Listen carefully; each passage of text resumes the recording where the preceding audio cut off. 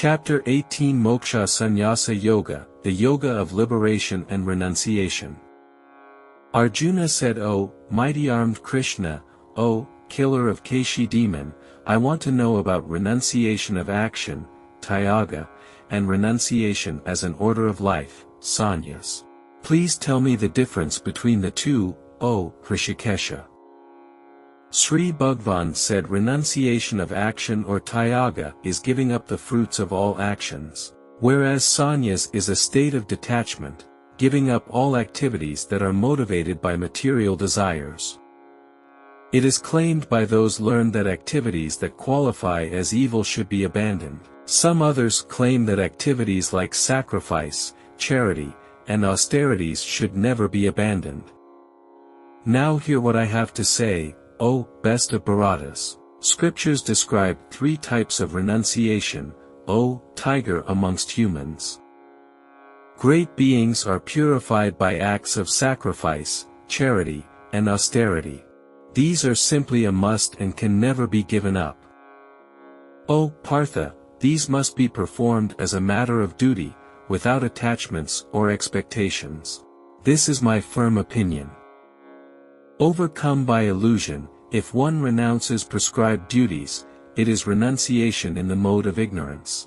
Prescribed and recommended duties should never be abandoned. Renouncing prescribed duties out of physical discomfort or fear, is renunciation in the mode of passion which does not yield any elevating outcome. But renunciation of all attachments and results of actions while acting with a sense of duty is indicative of mode of goodness, O Arjuna. A renunciate in the mode of goodness does not avoid unfavorable activities or aspire to perform favorable activities. He has no doubts as to his prescribed duties. To give up all activities is impossible for an embodied being. To give up fruits of action is itself true renunciation. The three consequences of actions auspicious, inauspicious, and mixed await those who do not renounce. The renounced will have no such experience of suffering or enjoying. According to Sankhya philosophy, there are 5 causative factors that complete all actions. O Arjuna, now learn about this. The 5 factors are the place of action, body, the person executing the action, the senses, effort, and finally, the supersoul. Every action performed by the body, mind, or speech, whether right or wrong, is the result of these 5 factors. Only a fool considers himself as the doer and disregards the 5 factors.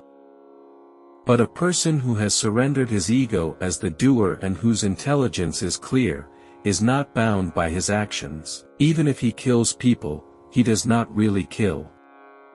Motivating triggers for action are knowledge, object of knowledge, and the knower. Senses, the object, and the doer are triple integrated components of action. Knowledge, action, and doer are also of 3 kinds, subjective to the 3 modes of material nature. Listen now as I explain. When one sees the undivided Supreme God divided equally in all living beings, it is knowledge in the mode of goodness. When one sees different living beings as separate and unconnected entities, it is knowledge in the mode of passion. And when one is attached to a certain kind of work, with indifference to truth, that knowledge is in the mode of ignorance. Dutiful action as per scriptural recommendations, without attachment or aversion, without any expectation of results, is action in the mode of goodness. Acts of repeated effort, motivated by false ego and sense gratification, are said to be in the mode of passion. And actions under madness, dismissing the Vedic injunctions, disregarding future consequences, causing hurt to others, are in the mode of ignorance. The qualities of a worker in the mode of goodness are enthusiasm, determination, detachment, unaffected by success or failure, and without the trappings of false ego. In passion, the doer is greedy, violent, impure, easily moved by joy and sorrow, and desires rewards of his actions. Undisciplined, arrogant, lazy, obstinate, despondent, deceitful, procrastinating, and going against the scriptures, are workers in the mode of ignorance. Now listen, Dhananjaya, to the three kinds of intelligence and determination born out of the three modes of nature. In the mode of goodness, O Partha, the intelligence knows what is to be done and what need not be done, what is to be feared and what need not be feared, what is liberating and what is binding. And in the mode of passion, the intelligence fails to understand the difference between religion and irreligion or right and wrong, O Partha. Intelligence in the mode of ignorance is veiled by darkness and illusion, misunderstanding right to be wrong and irreligion to be religion, thereby veering in the wrong direction.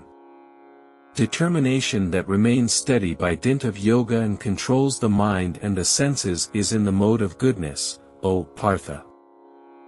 The will with which one strives for material gains in religion, economic prosperity, and sensual gratification is in the mode of passion, O Partha.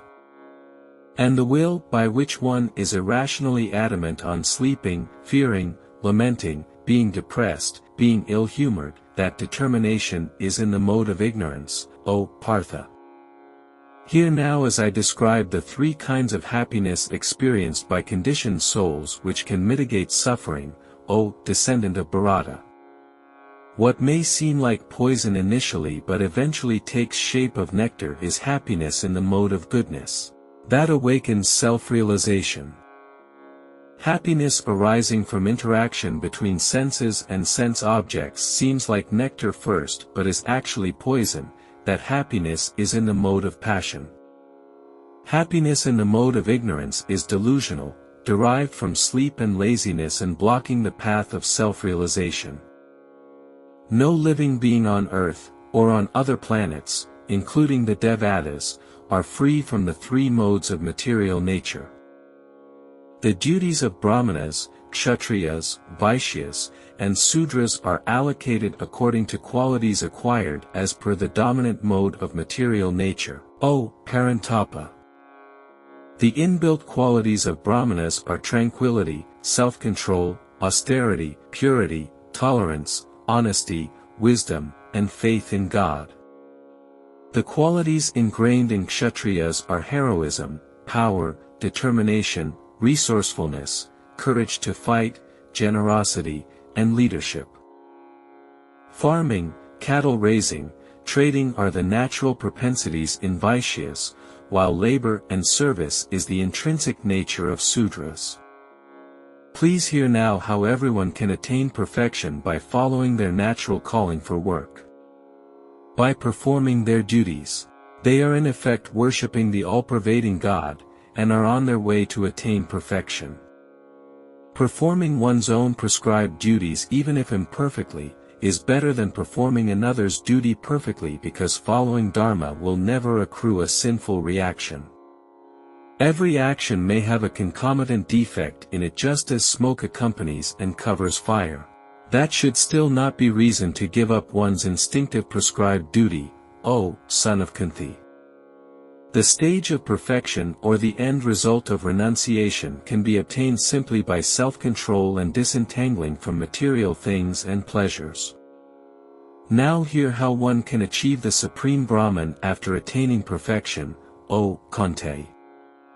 One gets elevated to the platform of Brahman by purifying the intelligence, controlling the mind with determination, forsaking the objects of sense gratification, giving up likes and dislikes, residing in a secluded place, eating less, regulating speech and body, following yogic trance, detaching from egotism, lust, anger and belongings, being selfless and at peace.